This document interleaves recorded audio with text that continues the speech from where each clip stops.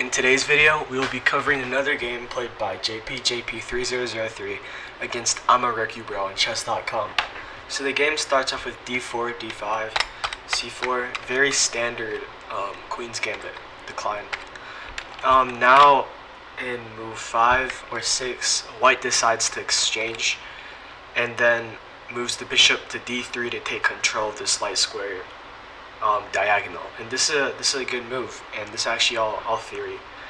And then h6 is played, and generally white here does not take back but moves back to h4 or f4.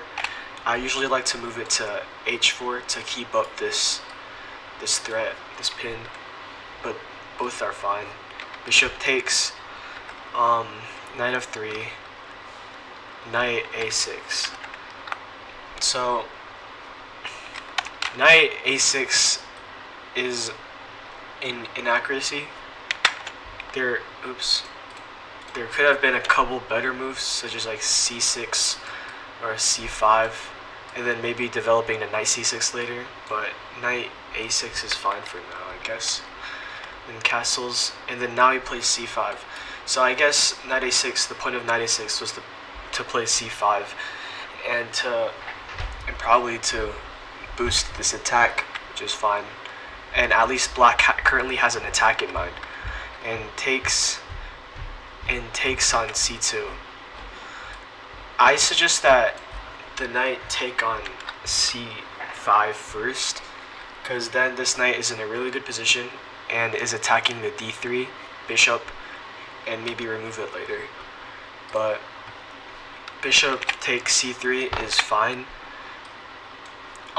because I guess it doubles, or it creates isolated pawns. But right now I wouldn't suggest trading this bishop actually, because this bishop is really good in that square. Maybe you could form some center attack later on. So trading off knight for bishop for knight is not the best move in this position, but it's okay. So moving on, a6. Now you exchange. Bishop e6, defending. Oh, hold on. Now over here, I feel like white missed a crucial winning move, which is just to take on g6. This would just immediately win him the game. Forcefully move here, takes, and then bam, white is gonna get 4 pawns, and then later checkmate. So after e4 is played, white takes, but white should have just taken on e4 and traded, because then black would have to move either e8 or queen f6 to defend both of these pawns. And then if he moves queen f6, he could bring up the rook and maybe create some attack later. But of course you have to address the f2 problem, because queen might take on f2 later. So, but instead what happens is they trade off the queens, and now black just gains an extra pawn. h4 is played, moving up the king, and then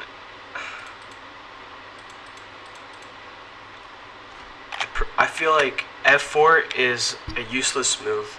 Of course you just kind of sack a pawn. It's probably better if white just develops his king right here, but instead they take, and then he ends up trading it. And then now later, because of f4, you allowed your own king to be placed on f3, which basically allows the black rook to move down and take the pawn on c3, which we see here. And now right here, black is just munching all of white's pawns, and white is just moving his pieces around, can't really do anything in this position. And then, yeah, the game winning move was a horrific blunder, rook f3. Yeah, this is just winning for black.